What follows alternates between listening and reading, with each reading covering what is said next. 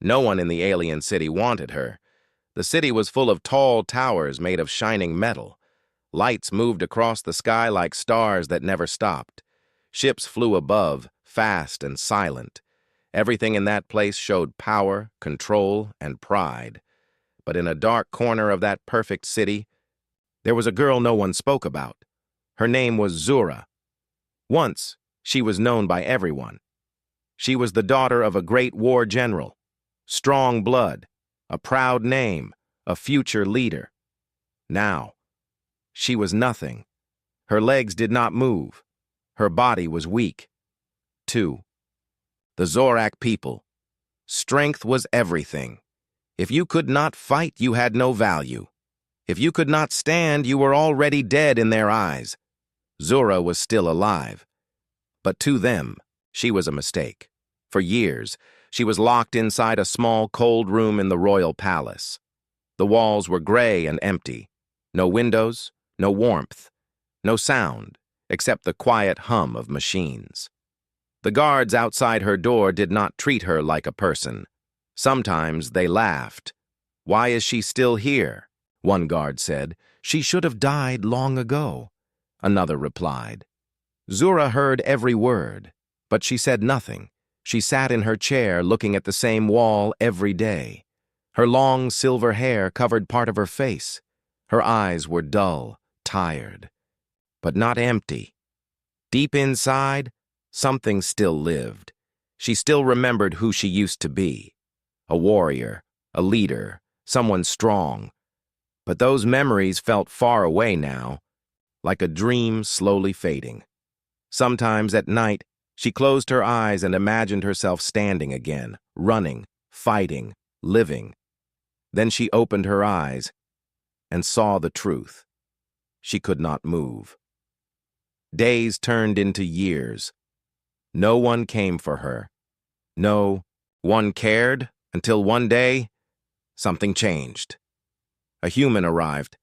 His name was Jack Calder. He came from a place called Earth, a world known as a death world, dangerous, wild, full of strong creatures. The Zorak did not trust humans, but they feared them. That was why the Zorak Council invited him, not as a friend, but as a test. They wanted to understand humans, to control the peace between their worlds, and to show fake kindness. They prepared. A gift, not gold, not weapons, a life. At the final meeting, the Great Hall was full of leaders, guards, and high officials. The Zorak king stood tall, his sharp eyes watching everything. "Humans respect strength," the king said with a cold smile, "so we will give him something rare." The doors opened. 2 guards entered, pushing a floating chair. Zura sat in it, silent, still, broken. Her arms were thin. Her face was pale. Her eyes did not look at anyone. The room filled with quiet whispers. Then soft laughter.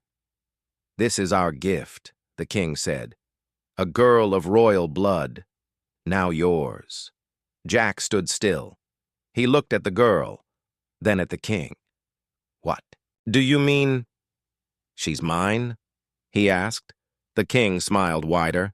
"She is useless to us, but maybe she will serve you or entertain you." The hall laughed, but Jack did not laugh. Not even a little. He walked forward step by step until he stood in front of her. Zura did not move. She did not even lift her head. She already knew what would happen next. More pain, more shame. That was how it always went. But then, Jack knelt down beside her. His voice was calm, soft. "What's your name?" Zura blinked. Her fingers moved slightly. That question felt strange. No one had asked her that in years. Slowly, she lifted her eyes. "Zura," she whispered. Jack nodded once. Then he stood up and turned to face the king. "I'll take her," he said. The room became silent, but not as property. The king's smile faded. "You speak like a fool, human." Jack did not look away. "Maybe," he said calmly, "but she deserves better than this." No one spoke, no one moved, and before anyone could stop him, Jack gently turned the floating chair and started walking toward the exit. Zura's heart began to beat faster. She did not understand what was happening. Was this another trick? Another form of control? Or something else? Something she had not felt in a very long time. Hope. As the doors of the great hall opened, and the human took her away. For the first time in years, Zura felt like her story was not over. It was just beginning. Zura thought it was a trick. As the human ship left the Zorak city, she stayed completely still in her floating chair. Her hands rested on her lap. Her eyes were quiet, watching everything, but trusting nothing. She had seen kindness before. It never lasted. The ship was different from anything she had known. It was not cold like the palace.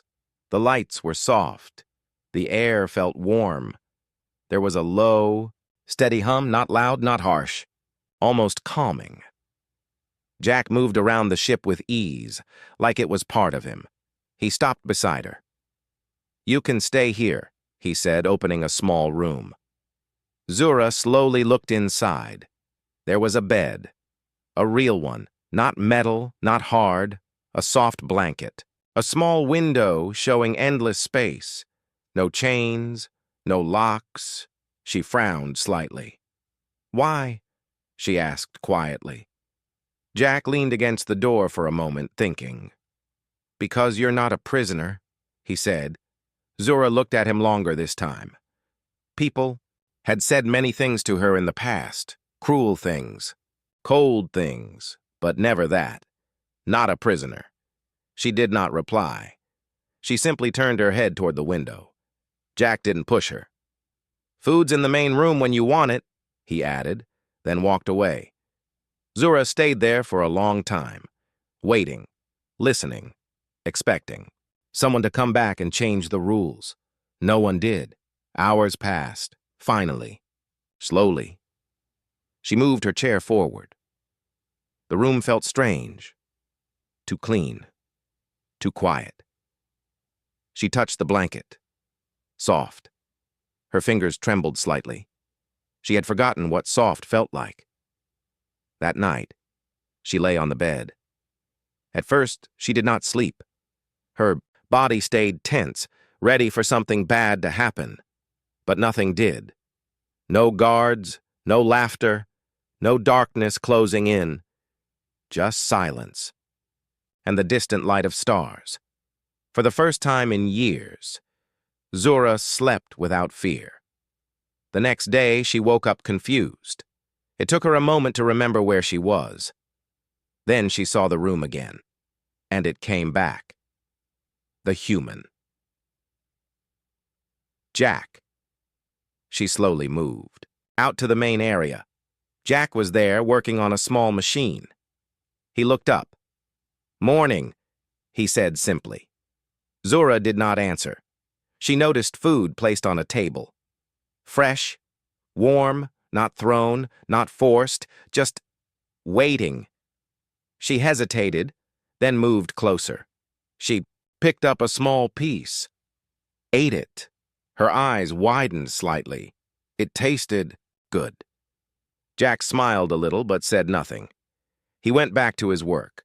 No pressure, no watching. That confused her more than anything. Days passed. Zura spoke very little. Sometimes, not at all. She spent most of her time near the window, watching stars. Passed by like silent lights in the dark, but things were changing. Small things. She started eating more. She adjusted her position without help. Once, she asked a question. "What is that?" she said, pointing at a screen. Jack looked over. "A map," he replied. "Shows where we're going." She nodded. That was all. But it was more than before. One evening, Jack brought something to her. It was simple, a blue cloth blanket. Soft. Light. "I made it on a trade station," he said. "Thought you might like it." Zura stared at it. "Why?" she asked again. Jack shrugged. "You looked cold." That answer was too simple, too real. Zura slowly took the blanket. Her hands shook slightly as she held it close. "Thank you," she whispered. It was the first time she had said those words in years. Jack just nodded, like it was normal, like she was normal. That night, Zura didn't go to her room right away. She stayed in the main area, watching Jack. He was fixing something again, focused, calm. Not once did he treat her like a burden. Not once did he look at her with pity, only respect. That feeling was new, strange, but warm. Later that night, something broke inside her. A nightmare. Fire, screams, falling. Zura woke up suddenly, breathing fast, her body shaking, her hands grabbing at nothing. "No! No!" she whispered. The door opened quickly. Jack rushed in. He stopped when he saw her. He didn't ask questions, didn't force anything. He just moved closer. Slowly. "You're safe," he said softly. Zura grabbed his arm without thinking, like someone drowning. Her grip was tight, her breath uneven. Jack stayed still, letting her hold on. "I saw it again," she whispered. Jack didn't ask what. He didn't need to. "I'm here," he said. "That's all that matters right now." Zura slowly calmed down. Her breathing eased, but her eyes stayed open. Not empty anymore, but filled with something else. Pain and trust. A small amount, but real. After that night, things changed. Zura started speaking more. Not much, but enough. She asked about Earth, about humans, about simple things. One day, Jack dropped a tool and muttered something under his breath. Zura made a small sound, a soft, quiet laugh. She covered her mouth quickly. "I didn't mean to." Jack looked at her and smiled. "No," he said. "You should do that more." Zura looked away, but her lips didn't fully lose that small smile. For the first time in a long time, Zura didn't feel like a burden. She didn't feel like something broken. She didn't feel like nothing. She felt alive, and she didn't understand why. But deep inside, she knew one thing. The human didn't just take her away. He stayed, and that changed everything. The ship was quiet that night. Too quiet. Zura sat near the window, staring into the endless dark of space. The stars moved slowly, like silent watchers. Her reflection looked back at her in the glass. For a moment, she did not recognize herself. Not the weak girl, not the forgotten one, something else, something unfinished. Behind her, Jack worked in the small workshop. Metal tools, wires, and machine parts were spread across the table. He had been working longer than usual. Zura noticed. "You haven't stopped," she said softly. Jack didn't look up. "Almost done." That made her curious. "What is it?" she asked. Jack paused, then turned slightly. "You'll see." Later that night, Zura could not sleep.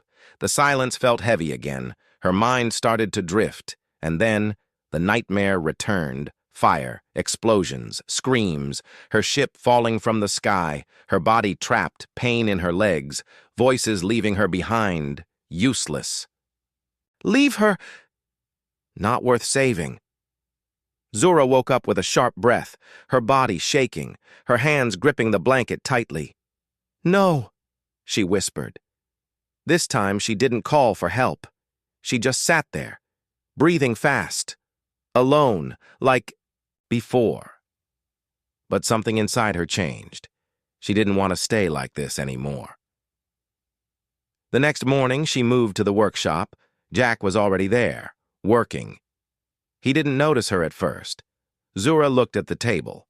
Metal frame, support joints, power. Core a shape, like legs. Her eyes widened slightly. "This is for," she asked. Jack turned. "For you." Zura froze. No, she said quickly. It won't work. Jack didn't argue. Maybe, he replied calmly. But we can try? Zura shook her head. I tried before. Doctors tried. Machines failed. I failed. Her voice dropped. I can't walk. Jack stepped closer. You can't walk the old way, he said. Zura looked at him. What does that mean? It means, Jack said, we find a new way. Days passed. Zura avoided the workshop. She stayed in her room, or near the window, watching stars, thinking, remembering, fearing. But every day, she heard the sound of tools, of metal being shaped, of something being built. For her. One night, she couldn't ignore it anymore. She slowly moved toward the workshop. The lights were dim. Jack was asleep. The machine stood there, half-finished, waiting. Zura stared at it. Her heart started to beat faster. What if I fall again? She whispered. What if I fail? Again? Her hands trembled. Then a memory came back. Jack's voice. You don't have to be strong for them. Be strong for yourself. Zura took a deep breath and moved closer, slowly, carefully. She reached out. Her fingers touched the metal frame. Cold, but steady, real. She began attaching the parts, one by one. It was not smooth, not perfect, but she didn't stop. When it was ready, she paused. Her body froze. Fear held her in place. Then she pushed forward. The machine activated with a soft sound. Support locked in. Power flowed. Zura tried to stand. Her body lifted slightly. Her legs moved. For the first time in years, her heart raced. I'm standing, she whispered. 3 seconds. 4, 5, then. Her balance broke. She fell hard.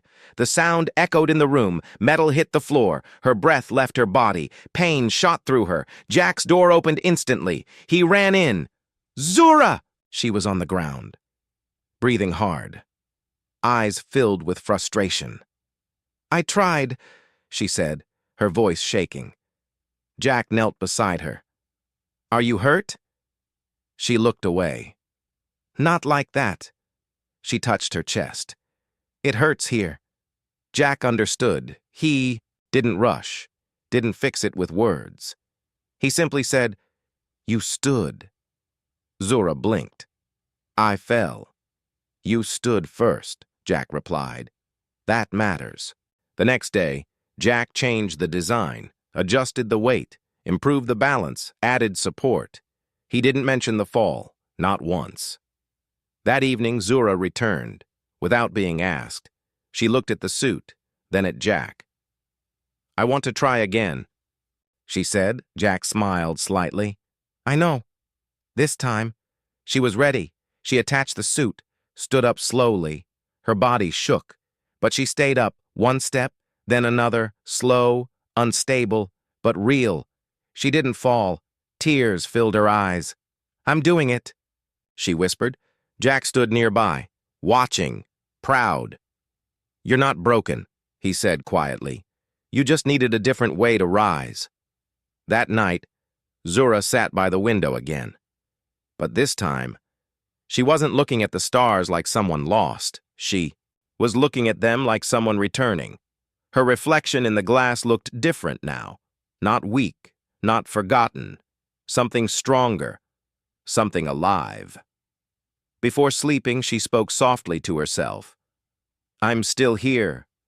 And this time, she believed it. The ship was no longer quiet. It was alive with movement. Metal footsteps echoed softly as Zura walked across the main hall. The exosuit moved with her now, not against her. Each step was stronger than the last. Not perfect, but real. Jack watched her from the control panel. You're getting faster, he said. Zura gave a small smile. I'm getting better. It was true. Days of practice had changed her. She could now walk without falling. Turn balance. even move with speed when needed. But deep inside, she knew something else was coming. Peace like this never lasted. It happened without warning. A loud alarm cut through the ship. Red lights flashed. A sharp sound filled the air. "Unknown ship detected," the system said. Jack stood up quickly. "Not good," he muttered. He pulled up the external screen. A dark ship appeared. Black metal, sharp edges, Zorak design. Zura froze. Her hands tightened. "I know that ship," she whispered. Jack looked at her. Friend or enemy? Zura's eyes turned cold. Enemy. A signal came through. A deep voice echoed across the ship. "Human vessel. This is Commander Traz of the Zorak High Order." Zura's breath slowed. That name. She remembered it. "Return the fugitive," the voice continued, "or be destroyed." Jack frowned. "Fugitive?" he said. Then he looked at Zura. "Let me guess. You?" Zura stepped forward. Her voice was calm. "I'm not going back." The speaker went silent for a moment, then laughter, cold, sharp. "You were meant to disappear," Traz said. "You are a mistake." Zura's hands formed fists. "You made me a mistake," she replied. Jack glanced at her. Something had changed. She wasn't afraid anymore. The warning lights turned brighter. "Missile lock detected." Jack moved fast. "Get to the back," he said. "Lock yourself in." Zura didn't move. "No." Jack turned. "This isn't a fight you need to take." Zura stepped closer. Her eyes were steady. "It is now." The enemy ship docked with a loud crash. Metal slammed against metal. The airlock shook. "Here we go," Jack said, grabbing his weapon. The door burst open. 4 Zorak soldiers rushed in. Heavy armor, energy weapons, fast. Jack fired first. 1 soldier dropped. The second moved to attack, but Zura moved faster. She stepped forward with power. Her suit responded instantly. She slammed into the soldier. The impact threw him against the wall. Hard. He didn't get back up. The third soldier charged with a blade. Zura blocked, turned, struck. Clean, sharp. He fell. The last one hesitated. He stared at her. You can walk?" Zura stood tall. Her voice was calm. "I can do more than that. 1 strike. Fight over." Silence returned. Heavy, broken only by slow breathing. Jack lowered his weapon. He looked at her, then smiled. "Guess you're ready." Zura didn't smile back. Not yet. Her eyes were focused. "This isn't over." The speaker turned on again. Traz's voice returned. But now, it was colder. "You've made your choice," he said. Zura stepped to the console. "I already did," she replied. "You don't belong with them," Traz said. "You are Zorak." Zura's voice didn't shake. "You left me to die." Silence. Then, "You were weak." Zura closed her eyes for a moment, then opened them. "Strong." "No," she said. "You were." Jack looked at her. That was it. The moment. She wasn't the same girl anymore. The signal cut. The enemy ship pulled back. Retreating, for now. Later, the ship was quiet again, but not the same kind of quiet. This one felt different, stronger. Zura stood near the window. Her reflection looked back at her. Not broken, not lost. A fighter. Jack walked over. "You okay?" he asked. Zura nodded slowly. "They came for me," she said. "Yeah," Jack replied. "And they'll come again." Zura turned to him. Her expression was clear. "Good." Jack raised an eyebrow. "That doesn't sound like fear." "It's not," she said. "It's time." Jack understood. "You want to go back?" he said. Zura nodded. But not like before. She looked at her hands, then at the stars. "I'm not going back as a burden," she continued. "I'm going back as a warrior." Jack crossed his arms. "They won't welcome you." "I don't need them to," Zura replied. Her voice was calm, but powerful. "I just need them to see me." Jack smiled slightly. That I can help with. Zura looked at him. For a moment, neither spoke. Then she said quietly, "You didn't just save me." Jack shook his head. "You saved yourself," he said. "I just stayed long enough to see it." Zura turned back to the stars. Her past was waiting. Her enemies were waiting. But this time, she wasn't running. She wasn't hiding. She was going back. To face everything. To take back her name. And this time, she would not fall. The Zorak capital stood in space like a giant crown. Golden towers curved around a massive central core. Warships moved in perfect lines. Lights flashed across the surface like a living machine. This was where Zura was born. This was where she was forgotten. And now, she was back. Jack's ship slowed as it entered the docking zone. Armed guards surrounded them immediately. Weapons ready. No welcome, no respect, just tension. The airlock opened with a sharp hiss. Zura stepped out first. Her exosuit moved smoothly with her. Not heavy anymore. Not strange. It felt like part of her body. The guards froze for a second. They knew her face. But not like this. "Zura of House Zorak," one guard said, unsure. "You are not allowed here." Zura walked forward. Calm. Steady. "I'm not here to ask for permission," she replied. "I'm here to be heard." The guards looked at each other, then lowered their weapons slightly. "Take her to the council."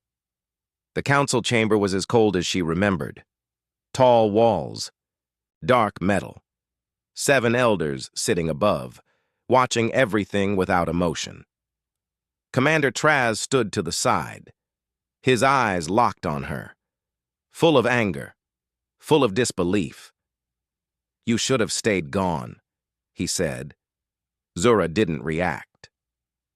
She walked to the center of the chamber. Alone. No fear. "I was born here," she said clearly. "I fought for this empire. I bled for it." One elder leaned forward. "You were injured," he said. "You lost your value." Zura's eyes sharpened. "No," she replied. "You lost your honor." The room went silent. Even the guards shifted slightly. Traz laughed coldly. "You stand because of a human," he said. "Without him, you are nothing." Zura turned her head slightly. Jack stood behind her, calm, silent. Then she looked back at the council. "Yes," she said. "He helped me." Then her voice grew stronger. "But I stood up myself." She took one step forward. The sound echoed. "I didn't come here to beg," she continued. "I came to challenge you." The elders exchanged looks. "Explain," one of them said. Zura lifted her chin. "I request the ancient right of combat." The room reacted instantly. Whispers. Shock. "That right is for warriors," another elder said. Zura didn't hesitate. "I am a warrior." Traz stepped forward. "I accept," he said quickly, a cruel smile forming. "I will end this mistake myself." Zura looked at him. No fear, only focus. The arena was filled within hours. Thousands watched, from every level of the city, screens lit across ships and stations. Everyone wanted to see the same thing, a broken girl fall again. They were wrong. Zura entered the arena, slow steps, controlled breathing. The exosuit glowed softly around her. Traz stood at the other side. Heavy armor, large, powerful. He believed this would be easy. The signal sounded. He charged, fast, aggressive. Zura didn't move at first. She watched, waited. At the last second, she stepped aside. Clean, perfect. Traz missed. Before he could turn, Zura struck. One hit, then another. Sharp, controlled, no wasted movement. The crowd went silent. Traz roared in anger. He attacked again, harder, faster. Zura blocked, turned, used his force against him, and threw him to the ground. The arena shook. Gasps filled the air. Traz stood up again. Wild now, angry, he rushed her with everything he had. Zura stepped forward. not back. She met him head-on, strike, block, turn. Her movements were smooth, like she had never lost anything, like she had always been this strong. Finally, she broke his defense. One final move. Traz hit the ground. Hard. He couldn't get up. Zura stood over him, her hand ready. One last strike. The crowd held its breath. "Do it!" Traz shouted. "Finish it!" Zura looked at him, then slowly lowered her hand. "No," she said. "I don't need to destroy you to win." Her voice echoed across the arena. "You already did that when you abandoned me." Silence. Deep. Heavy. Then, the crowd exploded. Back in the council chamber, everything changed. Her name was restored, her records returned, her honor accepted. Zura was no longer forgotten. She was remembered, respected, feared. But she didn't stay. That night, she stood at the edge of the docking platform, looking at the stars again. Jack joined her. "You got everything back," he said. Zura shook her head softly. "Not everything." She turned to him. Her expression was calm. "But the things that matter, I already have." Jack smiled. "Where to now?" Zura looked at the endless space ahead, then back at him. "Anywhere," she said quietly, "as long as I'm not alone." Jack nodded. "You're not." As their ship left the Zorak capital behind, Zura sat near the window once more. But this time, she wasn't watching as someone lost. She was watching as someone free. No longer broken. No longer forgotten. She had been abandoned. She had been weak. She had been nothing. But a human saw something more, and she chose to rise. Now, the galaxy would remember her name, Zura, the one who came back stronger.